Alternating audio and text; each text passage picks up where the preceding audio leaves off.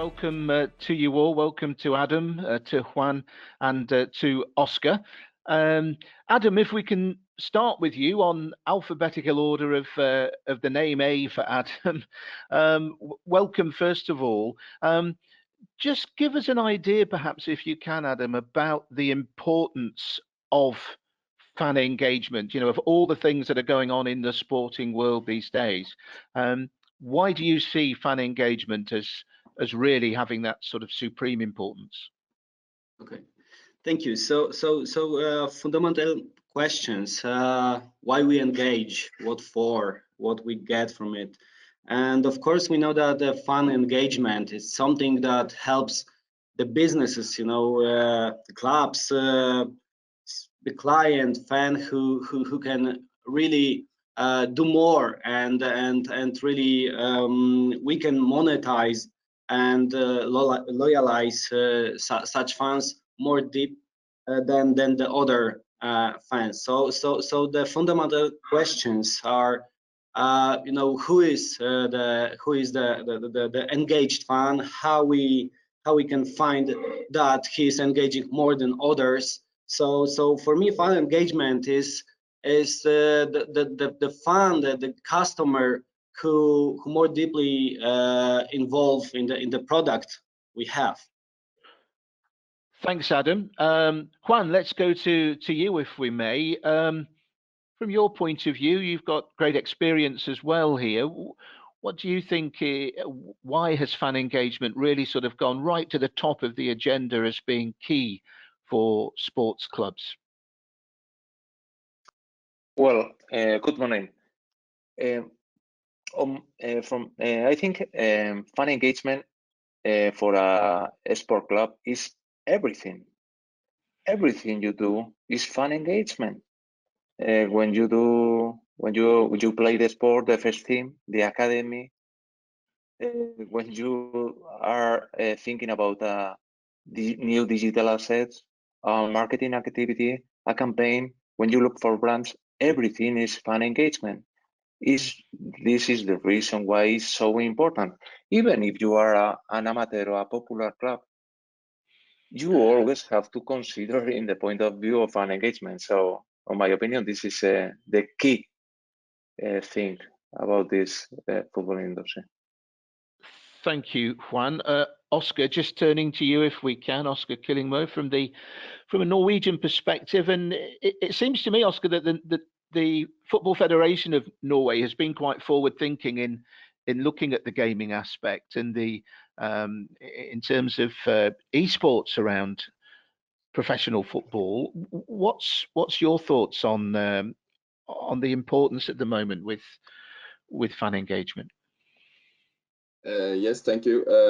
Yes, Norway was one of the first nations that really took a grip on the e-sport and e-football, especially with the national team in both FIFA and PES. And there are very many people playing these games, so that the Football Association is taking a grip on this new era of consuming football. Is appealing to a lot of people. Good. Okay. Well, let's get really into the subject matter for us, because you're all very much involved in digital marketing and how to connect. And I know that both of yourselves, Juan and Adam, are very much involved with the Sport Innovation Alliance. Juan, perhaps if you could just tell our audience a little bit more about the Sport Innovation Alliance. Okay, Sport Innovation Alliance is an alliance made by football clubs. Right now we are 24 clubs from 23 countries, and the main objective of this alliance is share knowledge and experiences about football. And well, yes, I know since the beginning Adam, and it's a great pleasure to connect with this. This is one of the main benefits that we get from the alliance, to contact with different colleagues and and that's it. So it's an incredible project with a lot of interesting ideas, and well, it's not easy to execute them, but well, yeah, fantastic project in my opinion. And Adam, from your point of view, partnership then, we heard from Juan about the Sport Innovation Alliance. Is that sharing of ideas and that sort of partnership working the way forward for you, do you think? Yes, it's not only sharing the ideas, because that was the first phase to know each other and to share the ideas, but the advantage of such project is that we can ask questions, really questions about the business, about how to do the things, how things works, and get answers, not from the panelists, if I can say, but straight from the club and straight from the business from clubs. And I think this is a big advantage of this project, that we really share not only the ideas, but the cases are working in our clubs. And not always we can talk widely about this outside, but here it's like, yeah, we can check something, we can try something, and we learn how it previously works in other clubs. This big advantage.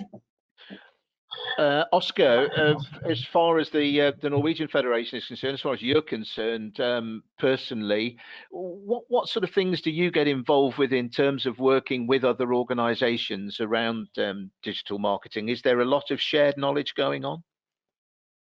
Yes, we are part of different projects to get knowledge and to share the knowledge. We are also talking a lot with other federations about esports, especially me, and about how we can form the new sport together for the best for everyone.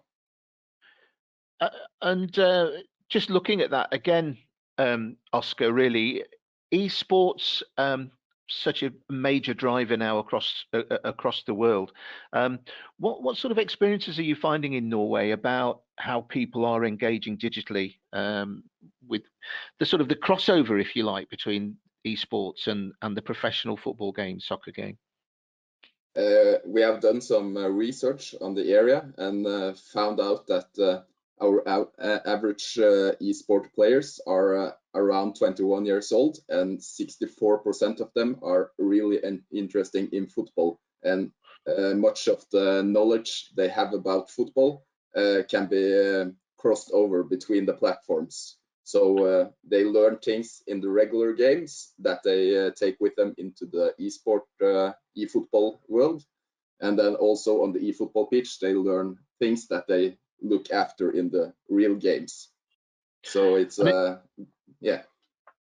Yeah, and is it the ambition of the Norwegian Federation then that this crossover between esports and the professional game is used to help the development still further of the professional game? I mean, are they two separate strands, or do they come together?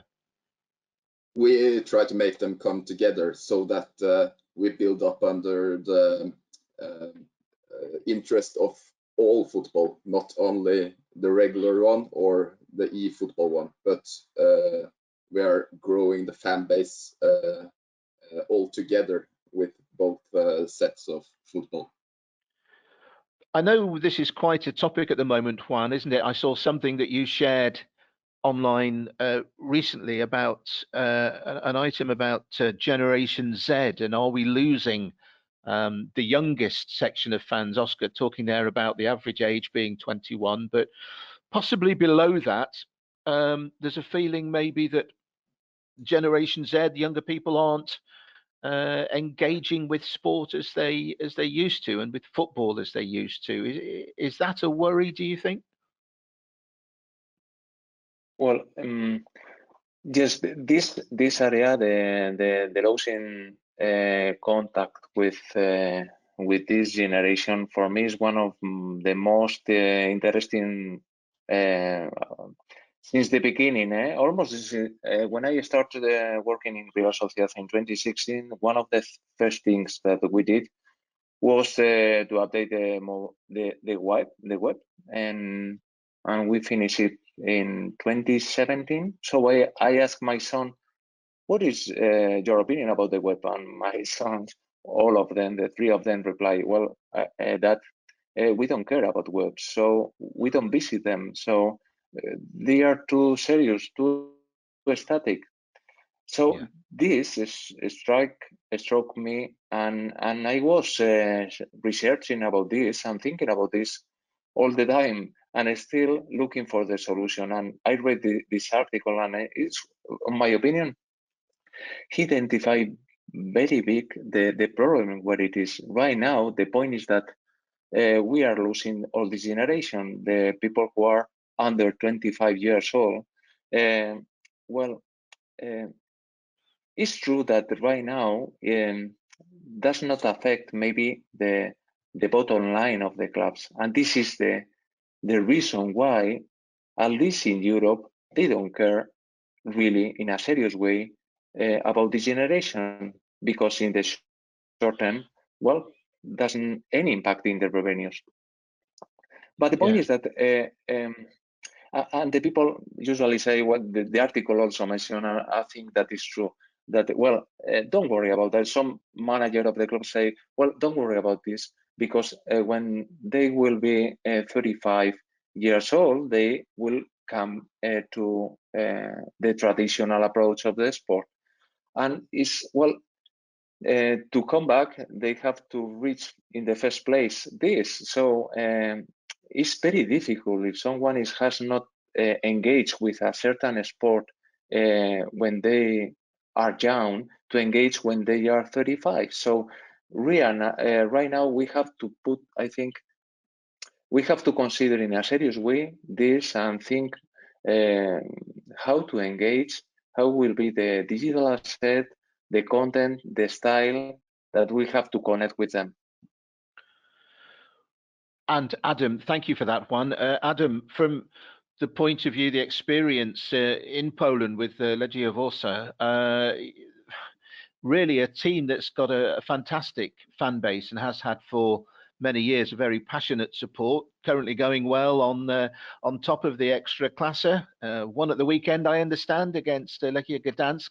Everything seems to be going well from the football club's point of view. Is it a concern? One mentioned that the clubs perhaps aren't too bothered looking to the future, thinking of here and now.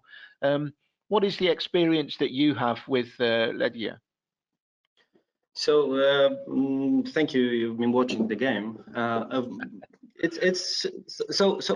I think you know, in Legia Warsaw we've started more than a year ago. We've started really big transforming projects. One is really into youth culture, and this is not just you know, change the style of design and okay, this is a must somehow, but the football club today, it's the product for all, for masses. And if you decide to invest in some projects, really transforming projects, so you need to bear in mind that the change will be for everyone. So if you think, like Juan said, the biggest base is something like maybe my age. It's like 40-year-old guy and maybe 34-year-old you know, women, and this is the majority of the base. So if you change something and try to be really for the youth,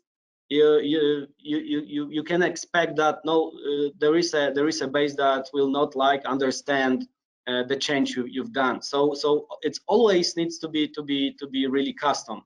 And so how we approach this, and I have some numbers here, not from Legia, but why the fans engage in the football club. And the hometown is 40%.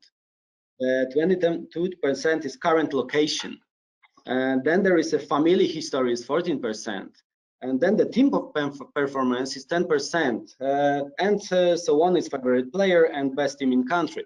So if you look at this, the city Warsaw, it's something which is the asset for us, and this is a pretty 3 million people here, and now for us it's like go outside the stadium. And if you think about the club and even very good performing team, sports performing, then still the youth culture needs something different. So it might be that you are winning, but it's a matter of content you're producing and what you can tell and build the stories, what stories you can build, and then somehow distribute this directly to the different segments. And what we've done, as I said, for these projects, focusing on youth culture is like really understand the youth culture. So first it was, okay, how we today engage the youngers, then to learn from this, okay, how they are engaged in our ecosystem, what social media they use, how they are behave on our websites, what they need in our applications, and then basically to start with a projects, maybe more like research and development projects, and to try to build content differently, distribute this differently, and then to check how it resonates with the youth culture. So just finishing my story for this, it's we've started really into influencers. We've now we are working on the somehow new brands.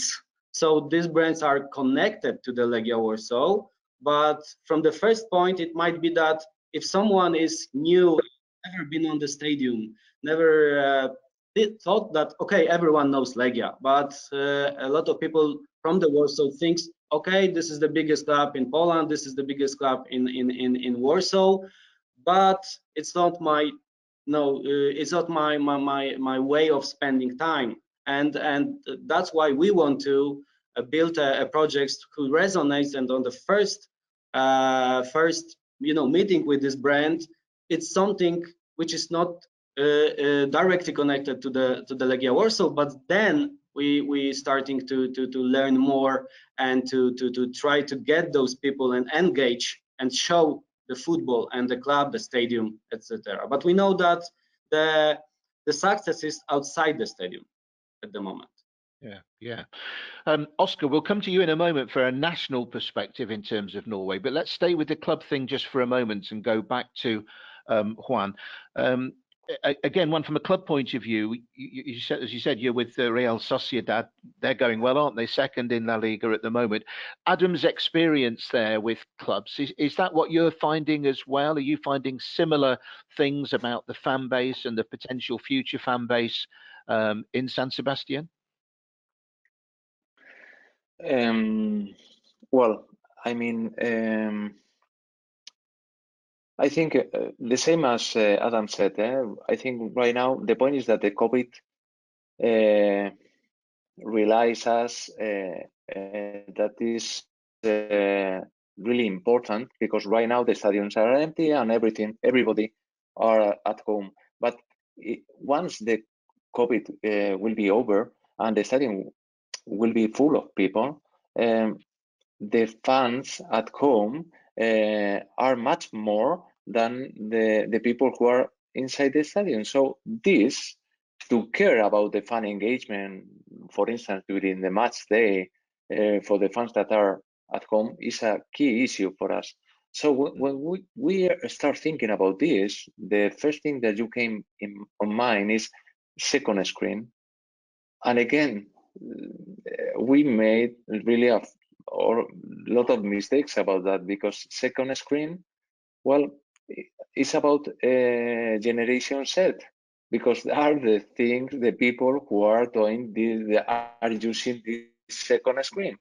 So we started, hey, we would like to be on mobile, but we put content and a style in for a different target. So again, we are failing to connect this new generation. So, I mean,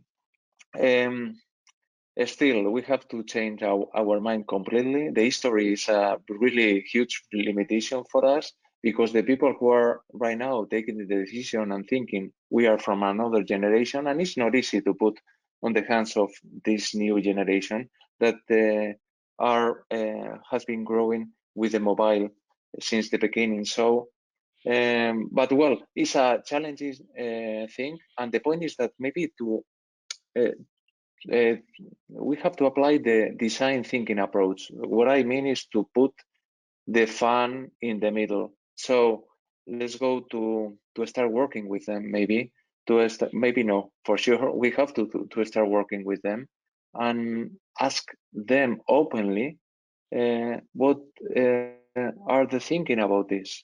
So yeah, this is more or less the things that we are right now considering to define this. So that's to at least to establish and to build an bridge. Yeah. Yeah, that's the strategy for you, Oscar. From the federation's point of view in Norway, obviously a responsibility across all clubs as well as the national game. But are you finding similar experiences there to those that Adam and Juan have just outlined? Yes, we are also experiencing that the new generation is not participating as much as previous generations, and my position is trying to communicate with them and get them into the football. And like I said earlier, the e-football is relatively new, and we are also trying to implement it into the grassroots clubs. So earlier, for a couple of weeks ago, we started the e-trophy cup with our grassroots teams, so they can get people that are playing games inside their clubs and then getting them organized into the activity again. So we are trying to bring back the people that have been lost on the way. Yeah. Adam, if I can just call back to you on this one, because I know you've got a lot of experience on your CV working with various companies, but you've been with Canal Plus and you've worked really across the sector. I know Juan's got experience there too as well. This has been coming, hasn't it, for some time now? I think broadcasters, the television market, have been aware that there's been a huge fall, a drop off in the number of young people watching television in the conventional way. Given how much money comes into football from broadcasters globally, is it something that you think is only going to get worse? Or obviously you guys are being taxed with the job of trying to sort something out, trying to solve this problem. But is it a problem that really clubs need to get a hold of sooner rather than later? So it's not so easy question, because the business models of football clubs are sits on the contracts with broadcasters. It's a question about media rights, because as we said here, the most important are stories. The most important are content at the moment, because then the technology is to distribute and get the data and understand and in the cycle prepare the better content. So the case is that from the years I'm working in Legia Warsaw 3 years, and we started 3 years ago to try to learn what content we can produce differently, and what content is still has value for the football fans. And what we've discovered is that it's still the highlights, the goals, the assists, the something like that is valuable. But this is this rights are for the broadcasters. And then it was like, okay, so maybe we go with a content from the off the field, from the life of the team, etc. And not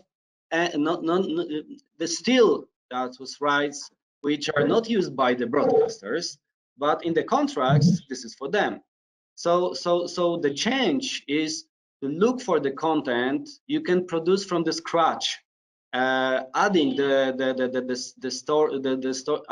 the football to this. So in example, you are building fun part, so might be a content with the 2 players playing the cards, and then you try to engage and the community, and tell and redirects them to the ecosystems like websites, applications, social media. So from my point of view, there is going to be a big change, because if you look what the DAZN is doing, is they are looking for more and more content, but at the same time, clubs investing in their own OTTs. It's only a technology today, because still the clubs needs to provide the content. So if you launch your OTT, you still need tens of hours of content to provide, but then you own only the part of the content which is valuable today to the fans. So might be easier to build something for youth culture with the content, and not at the moment for your biggest base. But I think the clubs are learning this really fast, because technology is on the place at the moment. It's not so expensive like building a new TV, but still the content and the readiness for the building a content which resonates with a lot of segments. This is the challenge. Absolutely. Thank you for that, Adam. If we can just come to you, Juan, on this one, because this is perhaps a good time for us to talk about a pilot, I think, that Real Sociedad are doing with La Liga called Smart Tag. And that, again, it's all about fan engagement, but finding new ways, as Adam was just saying there. Can you tell us a little bit about Smart Tag?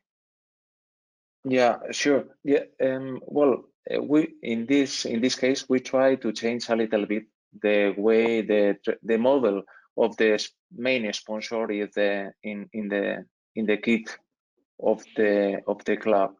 The kit jersey of the club is maybe the most valuable asset of the club, and right now the sponsor model is big brands they pay big money to get this. So as a consequence, at least for the tier 2 clubs like Real Sociedad, is getting harder day by day to get new main sponsor.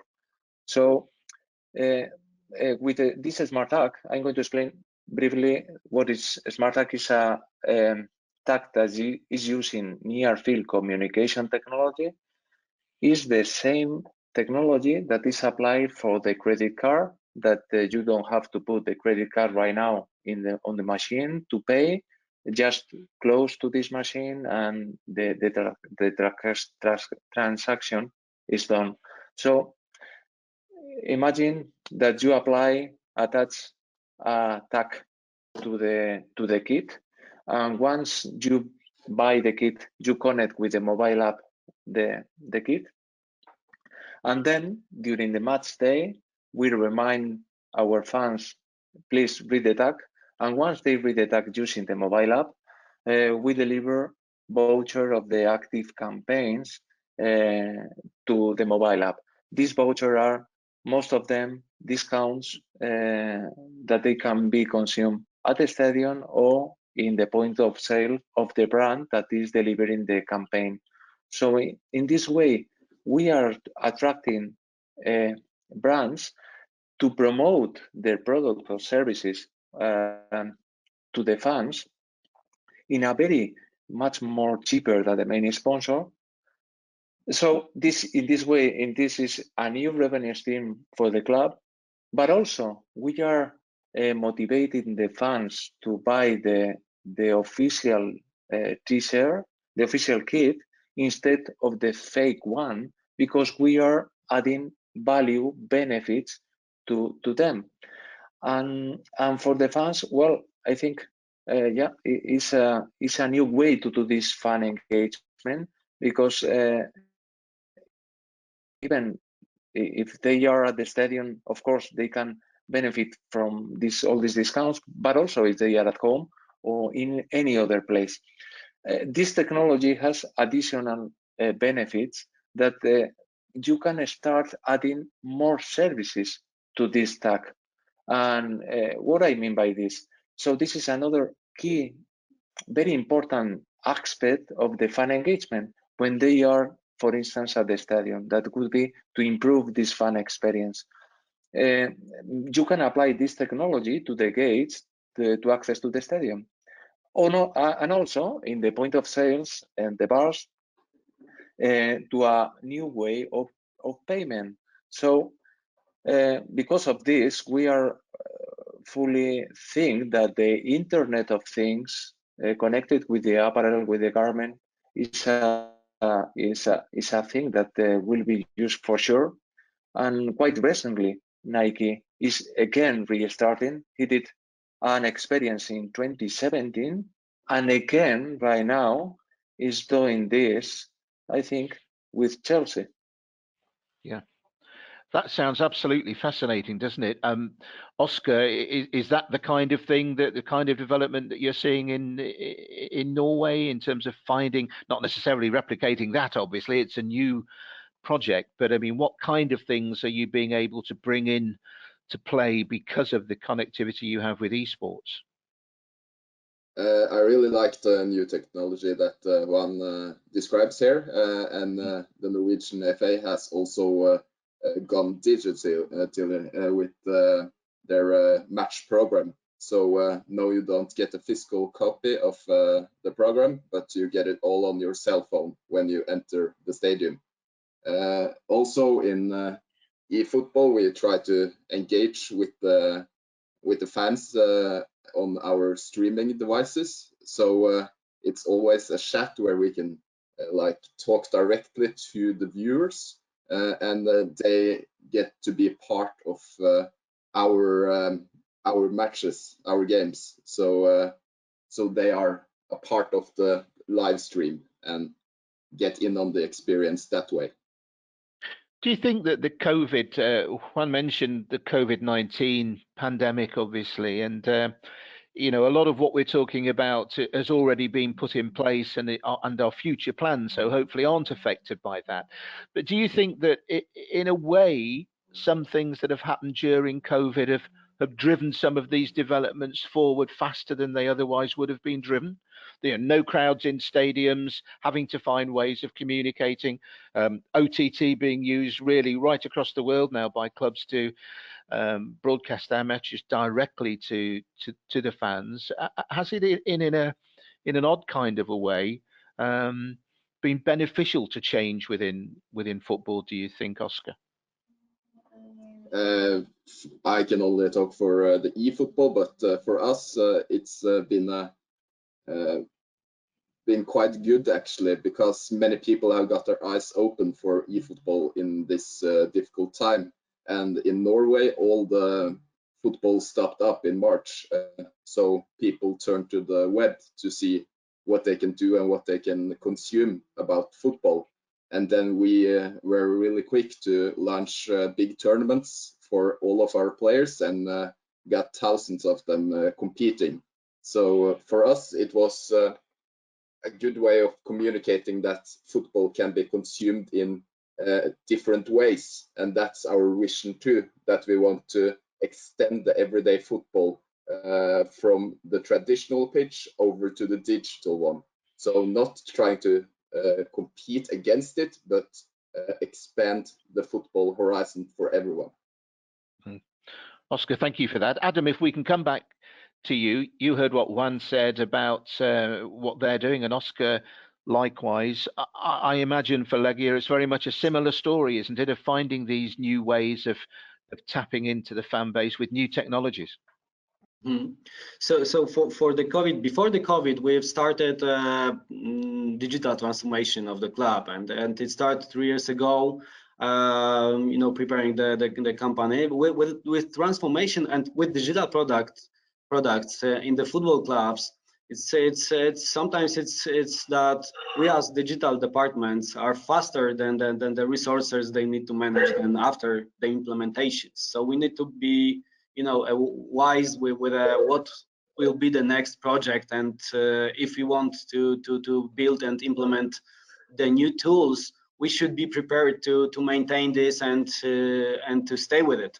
So from the Legia point of view and the COVID pandemic, I think that the tournaments, it's a very good eating tournaments. It's a very good projects for the federations now, so leagues or the country federations, because then it's like competing, the clubs competing. For the football clubs, we needed to look for the you know, in esports we needed to look for the something to be as exchange that games are not played. Today it's a different moment because teams are playing, and the next phase will be the half of attendance maybe coming back to the stadium. So in pandemic we saw that more and more digital initiatives are in the place, and we saw that the fans are ready to touch new things, but at the same time we needed to be reasonable with new investments in digital and with in IT. So this time is for the looking for the new initiatives and learning what to prepare when the fans will be back, because technology today, it's you can implement something new in 3-4 weeks. What we've done, we've implemented bots, messenger bots on Facebook pages. So we saw that the first weeks that was really something that people wanted to check, but it was only, you know, curiosity. They wanted to check how it works, and we have pretty 1 million fans on our Facebook page, and we've been assuming that the 10% of people should engage, and so we saw that engagement in the first weeks, but then without games in the TV and without we've discovered that we need to be really fast with new content if we want to make it work. So having a percentage of these conversations, you know, automatically after the 4-8 weeks, the challenge was, okay, people used everything. There are no games, so no automatic content like goals and some informations about games. And then coming back to the same challenge, I said the stories. So how you, as a club, how you are prepared to build a new story. So I imagine that in digital area, even you need to find out more content producers and copywriters than software engineers, because today it's more outside the football clubs. But the content and stories, and that you have access to this player today, you should do something. Tomorrow you will have no access to this player. Absolutely, and there's a very old phrase in journalism and broadcasting that content is king, and that seems to be that's still the case, isn't it, Juan? You have to find ways of giving people, giving the fan base what they want. In terms of driving up profitability for clubs, because all marketing is about that, I suppose, isn't it? In terms of driving up profitability and returns for the clubs. Where are the key areas looking forward, do you think, Juan? Where are people going to have to concentrate on bringing more revenue streams into clubs in terms of what's available out there in the digital marketing space? I think, again, even I think we are in the first phases of using the digital environment, and we are using the digital environment as we are using the traditional environment, the physical one or the other media. So, but we have to also to innovate this. What I mean by that, for instance, to put a banner in a home of a web, for me is well, you are using a digital channel like a web, but in an old way to put an ad in a newspaper. So, for instance, let's go to start using a chatbot on the web, and you can use the chatbot and you open a conversational marketing when you can interact, not very aggressive with the fan, and you connect in another way a brand with them with an incredible, huge opportunity to interact with the fan and selling your product and the fan. So we have insist to think in this new digital asset, or for instance, augmented reality. Also, I strongly believe that the augmented reality is an incredible tool to fuse online and offline. So, and you can drive even the traffic to the point of sale of the brand again. If you geolocalize, for instance, an augmented reality experience that will be attractive for your fan, you can really connect the brand and the fan in a very amazing and cool, and you know that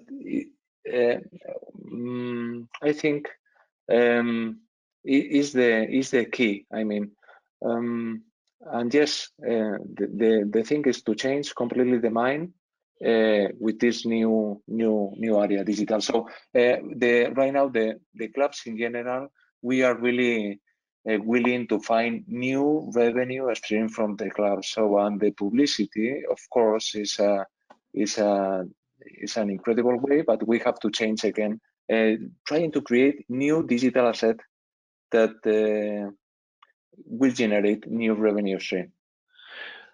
And Adam, from the point of view of Legia, of course, as you say, the biggest club in Poland, certainly the biggest club in Warsaw. It's about some of the smaller clubs, isn't it? How are they going to survive? The clubs that can't generate that revenue with an international fan base and things like that. How difficult is it for clubs at a lower level, perhaps, than Legia to implement these new schemes that Juan and yourself and Oscar are talking about? As I said, the football clubs really sits on the local audience. So of course the smaller clubs has different structure of revenues and the costs. So if you have 100 people, it's different than if you have 1,000 people. So it's a challenging time. But for me, the case with the needs, that you need to find new revenue streams. It's the same in every club, but the scale is different. In example, we are working from the 1 year, we are working on some project that how to build a digital offer to go to the market and to tell that the football club today, it's a really interesting partner to spread your story about your brand. So we've met with media houses, advertisement agencies to show what the football club today is and how differently we think today about our inventory. And having prepared this offer and starting to talk to the business outside that we want to put our offer in the offers of others to get some money, to build this monetization from the inventory. It's like that new revenues for the football clubs. I mean, even in the Poland we have 80% local base, yes, Polish base. So for us going outside, it's a really interesting direction, but it's not so easy without the sports success. At the moment, we are success locally, and we have some research that 6 million Poles, might connect somehow with our brand. But then even monetizing new digital assets, it's working for the small contracts. You need to have 20 new initiatives, sold. And it's comparable with one advertisement sold for the bands during the game in TV. So clubs are selling inventory. I can say old school inventory, but of course this is inventory and will stay. Like you have 2 deals per year, and you get so much revenue that having the same from digital inventory, it's maybe doing 100 deals. So this is the big change, that you need to build new inventory, find a way to put the content there, and find a way how to sell it to the market. So this is a challenge at the moment with new revenue streams. I think more and more new tools are coming, and we need the time to learn this and understand and to prepare the offer. Thank you, Adam. Oscar, again, just coming to you on this one, really. In terms of esports, then, how we can find ways to communicate with fans and to engage with fans, but how does that generate revenue for the Norwegian Federation? We are really lucky to have active partners that are interested in showcasing the sport and then getting behind it themselves.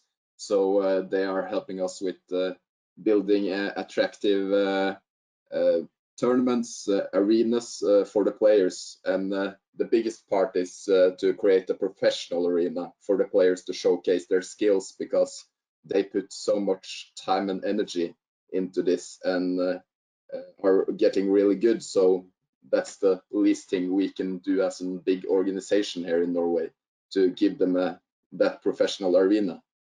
And with the partners backing up on that, they are still supporting us, even though the COVID situation has stopped many things. They are backing up on both eFootball and the regular football for us to keep going and to keep our consumers happy and give them some activity. Is there any concern, though, Oscar, do you think, about one developing at the expense of the other? Obviously, there's always going to be, I suppose, a bit of concern when we were talking about the Generation Z and perhaps fans not coming to professional football in the same numbers. Is there a concern for you that success as the head of esports for the Norwegian Federation would be a dramatic and ongoing continued increase in the level of interest in esports, but would that be at the expense of mainstream football? No, I don't think so, because we are all the way trying to build a bridge between the two of them. We are not trying to outcompete the other. When we are playing eFootball, we are making the connection to the regular football. So, for example, past matches, we have played the same teams that we are meeting on the regular football field, so that there is like 2 matches inside one regular match, one on the regular football pitch and one on the digital one.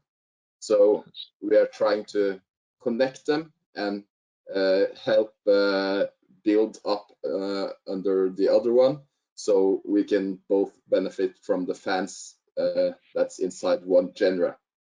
And that was also what I was talking about earlier, when we have introduced eFootball to our grassroots clubs, so they can bring back what we call the attractive target group in the age from 14 to 18. That's when people often stop playing sports. It can get too serious, they can lose interest, other things, and many of them start to play games, and then also football games. So we are trying to get the clubs to start an activity inside the club to bring them back, and then also implement more activity, not only playing digital football, but also getting them back on the regular pitch when they get the interest back again. Oscar, thank you. Juan, I mean, what is there to learn from esports, do you think, for the professional game? I mean, listening to Oscar there, they're doing a lot, aren't they, to engage esporters with their local clubs? And are there lessons for Real Sociedad and indeed for Adam and Legia? Are there lessons to learn there from what esports are doing that you can implement? Well, eSport also is I think it's related with the try to do the engagement with the Generation Z one of the first initiatives that came to our mind in order to build this sustainable bridge with this generation is about the sport. But I mean, it's not easy. But we are right now on the way internally to build this strategy in order how to approach this. One of at the stadium we have quite recently remodeled the stadium, and one of the area will be a gaming area in order to build physical and virtual tournament about the esport, and also a new revenue stream in order to rent them to the youngest generation. And yes, we are seeing the e-sport initiative like one of the main initiatives to attract the attention of this new generation. So yes, but always trying to be like Oscar has said, trying to that maybe fusing the e-sport and sport. And yeah, here La Liga is promoting the e-sport around electronic arts and FIFA 21. So all the clubs from the regular from La Liga has an e-sport team, and we have we are doing a parallel competition about e-sport and e-sport, but focus in this case in FIFA 21. So yeah, more or less, also we are maybe trying to get benefits of these synergies. And even there is another kind of games that are more popular. So for us, at least, considering the club's value, to implement another kind of sport different from maybe the football at the level of e-sport is not going to be easy. Adam, similar story for you with Legia in terms of embracing esports? So of course, everyone now touching esports, and this is important even to learn at the moment. And in this phase, to be fully transparent, we are touching this, we are investing in this, and we know that we need a lot of learning. And this is through the as I said, building these new brands, because this is more for the youth culture. So esports is very important. So it's learning. You know, we have in Poland Intel Extreme Masters, and this is one of the biggest events in the world yearly. That the one was of course cancelled, but this shows the football clubs also how to build the experiences, you know, as events, because this is something different. I think to looking at this, they've learned, of course, this from the you know. The events were, you know, produced before, but added some more, you know, around that. It's more like really experiences, you know, with closed loop of merchandising, the stories, etc. So this is something football clubs I think will try to get from the, you know, that we are now preparing how to build some facilities to make the youth esports culture connect. I don't know, it might be on the stadium, close to the stadium, something that connects the Legia brand with this new culture for the football, new culture. And this is one thing. The other thing is digital, because in digital esports shows that the co-watching of the esports online is like a lot of people are on the chats, looking at the games, talking to each other. This is different, because for the football you can check that a lot of people are watching with their friends on Messenger or on WhatsApp, but it's like me and my 4, you know, friends. It's not like 100 people watching and talking about this. This is something we are now learning from the esports, that this is something different. And the last thing is that, you know, it was I remember 2 years ago, that was some panel that football clubs were thinking, you know, what sports they should touch, esport, to be safe and to be reasonable and resonates with the fan base. And of course, the FIFA or Pro Evolution Soccer was something to touch, and it was natural. The other thing that esports, it's something like Counter-Strike, League of Legends, and for the football clubs, that was something. Okay, should we go this way or not? And I think in the short term, even it might be that football clubs needs to touch other topics also. In Sports Innovation Lines, we've been talking about Rocket League, and the Rocket League, if you go to the club, you know, and talk internally, a lot of people just asking, yeah, well, what's this? Yeah, the cars, you know, playing a ball. And if you go in a business meeting, it was, yeah, you are sure. And then you're asking the questions, okay, how many, you know, people playing this in Poland, in example, and then it's 100,000 might be, and that was okay, yeah, sure. So we've called a kid on the meeting, a kid of one employee, and asked just questions. Hey, Matti, you are playing? And he said, yeah, sure, I'm playing, yeah, a lot. And that was something like, okay, we should touch the topics, and this will be not so easy that, you know, connecting just football with football. The esports is something different. I think it can merge, but it's a different kind of merge. It needs the people from this world also. So we are working with the companies from the e-gaming to get the information. Thank you, Adam. We're going into the last few moments now of this particular panel, and thank you all so much for your contributions so far. Just some final thoughts, I think, to round it all up. I mean, going back to something that was said earlier, I think by yourself, Adam, that you know that the 34 to 40 years of age is the fan base, really. And what we've been saying about Generation Z and perhaps esports being an attraction rather than the mainstream, but how Oscar and you all are working so hard to bring those fans into mainstream football. What is the biggest challenge, do you think, to ensure that there is a generation of 35 to 40-year-olds still interested in going to professional football in, say, 20 years' time? What's the biggest challenges, do you think, that you face? Let's start with Oscar.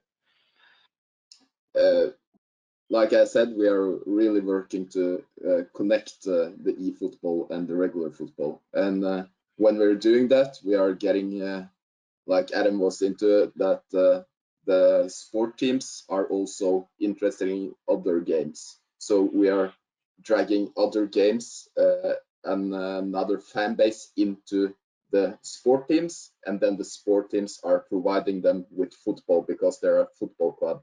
So I think it's a good way with esports to build for the future, with also getting them into the regular football.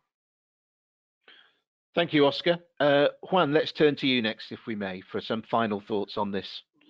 Yeah, I think the main challenge that we have is to improve the fan experience in the digital environment.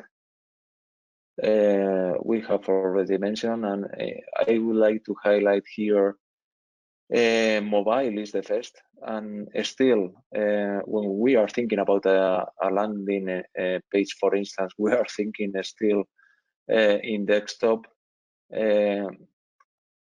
Even for instance, talking about Real Sociedad, 80% of the traffic came from mobile. So yes, we have to define, to change the experience in our digital environment of the fan, and considering not just a single demographic. That is one of the handicap and the difficulties that we are dealing in the football group, that we are dealing with a huge diversity in our community of fans. Another key areas is to improve the fan experience at the stadium. The stadium is maybe the more symbolic facility of a football club, and there is really both an incredible margin to improve the experience of our fans of different demographic.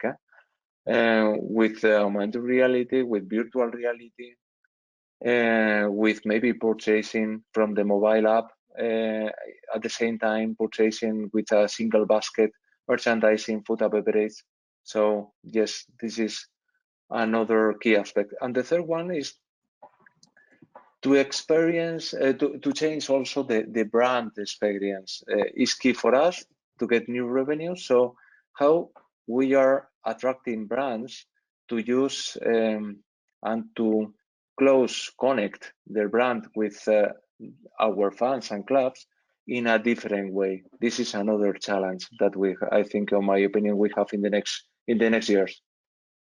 Juan, thank you very much indeed for your contribution today. Adam, we started with you. Let's finish with you. What are your thoughts to conclude on what the biggest challenges are to end up with a strong fan base for clubs in the future?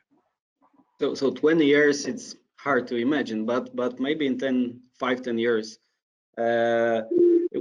Of course, the stadium and the facility, and to learn how to build these revenues from the match day. Of course, the other thing is collaborations and the collaborations with a lot of brands to learn it works or not. So I think the research by battle, it's something that is waiting for us. And I think that the big challenge is to prepare the clubs and resources inside to do a lot of things and fail a lot, but we need to learn really fast and to prepare. And for us, it's always good to think that still this is the club from the country, the club from the city, and we are already more than 100 years. So for sure it will be 100 years more. The case is that how to fit into 24 hours of our customers with resonating content. So I think learning the segments, doing a lot with collaborations and learning from the other brands to grow. Adam, thank you very much indeed for your contribution today. Adam Piotrowicz from Legia Warsaw, to Juan Iraola, Chief Innovation Officer for Real Sociedad, and to Oscar Killingmoe, the Head of Esports at the Norwegian Football Federation. Thank you all very much for your contributions today.